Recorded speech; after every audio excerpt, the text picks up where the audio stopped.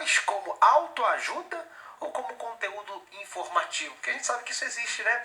Eu vejo muitos palestrantes, eu já frequentei algumas palestras, né, de coaching, e eu vejo eles colocando Jesus nas palestras deles, não como o Salvador, nem como o Senhor, mas como um belo líder, né, um governador, um líder de pessoas. Então, será que muitas pessoas estão utilizando aí o Jesus como autoajuda? Isso pode confundir as pessoas, tirá-las do foco, porque Jesus é Salvador, é Senhor, Ele veio para perdoar pecados, Ele morreu na cruz com propósito, né? É o Filho de Deus. Então, assim, eu vejo que também tem essa mensagem subliminar, e as pessoas entrarem para a igreja, ouvirem mensagens, mas para alimentar o ego. Uma vez eu preguei falando isso: olha, eu não estou aqui para pregar nenhuma massagem, é mensagem mesmo, de Deus, que o povo está atrás de massagem, né? Então a gente tem que vigiar com isso também. Interessante isso que você falou, é que a preocupação dos pastores é cuidar do espiritual, que vai influenciar. Piedade é o principal. É o principal. E como você falou no Líder Coach ou qualquer outro local que vá falar de Jesus, o propósito é financeiro. Muitas vezes, né? Nem todas. Mas o propósito é financeiro por quê? Porque hoje o cristianismo em si tem crescido, a literatura cristã tem crescido, mas a mudança espiritual pouco se fala. Aquela mudança, a vivência verdadeira, como diz as escrituras, como devo viver, pouco se fala. Então é mais venda, né? E é importante dizer que a literatura em si, ela tem uma influência muito grande em transformar a vida do ser humano. Nós vamos ver e analisar, por exemplo, aquela cartilha que queria ser incutida na escola. Se a literatura não tivesse uma força tão grande na vida do ser humano, não queria incutir a cartilha na escola, porque iria influenciar. Então o problema está aí, entendeu? O problema é que esses cursos, esses coaches que a gente participa, a gente vai perceber que é o que o Carlos falou. Estão preocupados com aquilo que as pessoas podem gerar por seu lado financeiro. Eles querem estimular as pessoas a entenderem que elas são importantes, que elas são capazes, que elas podem, mas a igreja, Cristo, nós estamos preocupados não com aquilo que ela pode gerar financeiramente, mas com a vida dela, com a alma dela. É muito mais importante do que qualquer financeiro, de tudo aquilo que ela pode adquirir. Esse é o perigo, né? Não é que não possa. Vai pegar as características de Jesus, um homem que passou por tribulações, momentos difíceis e manteve seu psicológico, né? Passando pelo momento difícil e ainda dando exemplos, ensinamentos, dando força para aquele que está ali sofrendo, né? Isso é, quem não quer botar Jesus como, né, um homem desse, um exemplo desse, para a pessoa entender que pela dificuldade, no momento que ela passa, ela consegue superar as dificuldades. E eu acho que nessa busca por receber tudo pronto, eu acho que até nisso Deus está no controle. Porque as pessoas, os grandes diretores de novela, de filme, começaram a se voltar para a Bíblia agora. E eles começaram a fazer filmes que deram grande bilheteria no cinema, novela, tudo voltou para a Bíblia. E aí o que acaba acontecendo? Tem os dois lados. Gera curiosidade em quem nunca leu, e tem o outro lado também do cara que prefere ver a novela ao invés de ler a Bíblia. E aí ele vai ter sempre alguma coisa a mais. E aí às vezes a pessoa, numa pregação, eu já vi isso, que é terrível. Quer pegar um resumão da novela, né? Pega o resumão Pra ler da o livro livro todo se da enrola todo, se enrola tudo todo. cheio de entrelinhas. Eu acho que assim, Deus acaba estando no controle disso porque a palavra acaba sendo espalhada. Eu acho que o nosso papel é cuidar da forma que a palavra vai ser espalhada. O nosso papel é que isso seja de uma forma saudável.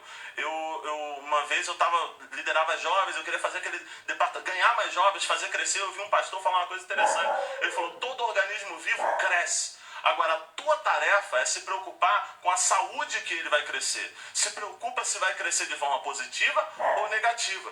Não vai inchar. E ele falou: se preocupa apenas com a saúde do crescimento, que Deus vai fazer isso crescer. Então eu acho que esse é o nosso papel. Que está crescendo a divulgação da literatura cristã, que a gente chama, isso não temos dúvida. Mas eu acho que o nosso papel é nos preocupar com a saúde. Que tipo de instrução está sendo dada? Esse é o nosso papel. Que tipo de ferramenta a gente... Que tipo de ferramenta? Lembrando que o próprio contexto ali do Novo Testamento todo, né? Nós estamos ali numa época em que o conhecimento era ultra difundido, né? Tanto especificamente onde Jesus estava ali, que era a cultura judaica, um molequinho lá de 10 anos de idade já dava em Bíblia na gente, aí de Torá, né? Pegava qualquer um de nós aqui, na lei de Moisés, ali tranquilo, né? Ali Jesus com 12 anos arrebentando os doutores no templo. E sem esquecer de toda a cultura grega, né? Sou o auge da filosofia ali, não é verdade? Os camaradas com aquela turma fresquinha ali, as ideias todas lá de Sócrates, Platão, Aristóteles, né? Tudo ali bem fresquinho. Então, mas o Evangelho chegou fazendo, né, realmente a diferença, libertando, transformando, né? Uma coisa que eu sou meio crítico em relação a campanhas, né, nas igrejas, mais as igrejas pentecostais e as neo, né? Primeiro tem uma questão, tem um pezinho lá na novena lá da Igreja Católica, né? A gente sabe disso, né? Mas uma outra coisa, aí fizeram uma readaptação e tal. A questão é que às vezes não liberta. O camarada tá lá na primeira, tinha que passar na primeira campanha e voltar para casa já feliz, não tinha? Ele não tinha que voltar para a segunda, para a terceira ou para a quarta, por que fica eternamente, né? Voltando para as campanhas. Eu acho que de repente nunca acaba. O processo, porque na minha igreja existe isso. Não, eu sou minha pastor, também. eu sou pastor, entendeu? É a causa próxima. Acho que a maneira que Não, mas assim, pode ser, né? Por isso que eu tô comentando aqui. Se você vendeu uma ilusão de que você em 7 semanas você vai conseguir, é charlatanismo. Pois é. Estelionatário. Deus vai fazer. Então assim, o problema é esse. Tá vendendo milagre. O problema é de quem fala. Perseverança é bíblica. E o cara está indo na igreja. Eu já conheci muita gente que às Propósito, né? vezes. Até 7 vamos orar isso. Depois 7. Exato. Eu já vi muita gente que às vezes não era cristão, eram de outras religiões, começaram a ir e falaram, pô, eu mudei. Ele veio com o intuito de conquistar. Chegou lá, eu mudei o meu conceito. Eu achava que igreja era isso, era aquilo, que encharcava o povo a todo momento, com dinheiro. Eu mudei. Se batizou. Eu entendi o que o pastor quis falar. E eu já tive esse confronto com a pessoa. A gente vê a pessoa sempre nos cultos de campanha. Mas você não vê ela nos cultos de domingo, de quarta-feira. E confrontando, a mãe veio até falar comigo, vou orar pela minha filha, tal, e porque ela veio, eu já percebi. Então, assim, a questão ela está apegada naquilo que ela pode receber e não aquilo que o que esse Deus é. E num relacionamento místico. Mas eu já me confrontei com isso também, só que aí eu comecei a lembrar que os milagres bíblicos, as pessoas iam até Jesus para ser curado. Só apenas tocar nele eu vou ser curado. O interesse inicial era então esse. não mudou, o ser humano é o mesmo. Então a intenção que ele vai até Jesus era para ser curado. E a gente acha lindo quando está pregando. Só que a intenção do povo hoje ainda é a mesma. É ir até Jesus para ser curado. Só que eu não posso me nivelar por baixo por pessoas que ficaram apenas no nível raso, que ficaram apenas no culto da vitória e não vão para um culto de ensino, não vão para uma santa ceia. Tem que buscar o equilíbrio Exatamente, e fazer com que essa pessoa entenda que aquilo ali não é o ponto de fuga dela. E nela, por exemplo, estamos falando das campanhas, né? E por que a gente, né, não inclui não só o pragmatismo, né? Porque campanha a gente está falando de pragmatismo, né? Poder de Deus, oração, intercessão e tal, mensagens aí, se Deus só agisse na revelações campanha. e tal. Vamos incluir, não é verdade? Vamos colocar o conteúdo ali, a mensagem mesmo, não é verdade? Uma campanha de santidade, uma campanha para o bem também, um outro tipo de proposta. Por exemplo, eu sempre digo que onde está a sua ênfase, ali estará a sua teologia. Então, onde a gente dá ênfase ali, está revelada a sua teologia. A gente está falando aqui de autoajuda. É importante a gente dizer o seguinte, que Jesus até aplicou a autoajuda.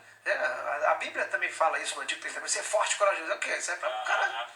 É um encorajamento, né? Só que pegar um texto como esse, uma aplicação como essa, isolar e pegar e tratar como toda a verdade. O problema é que a Bíblia é lá, ó, eu estou contigo, né? A autoajuda lá, né? Eu estou contigo. Te anima, Josué.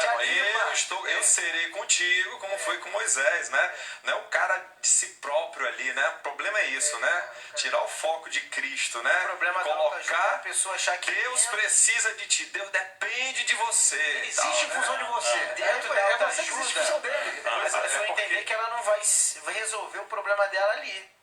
Porque quem tem problemas e precisa de ajuda, aí tem um paralelo. A gente vai usar a ciência, a religião, aí tem um lado psicológico, né? Tem todo um outro amparado que não é só o livro. A gente não vai dizer que aquele livro ali vai resolver o problema de uma pessoa.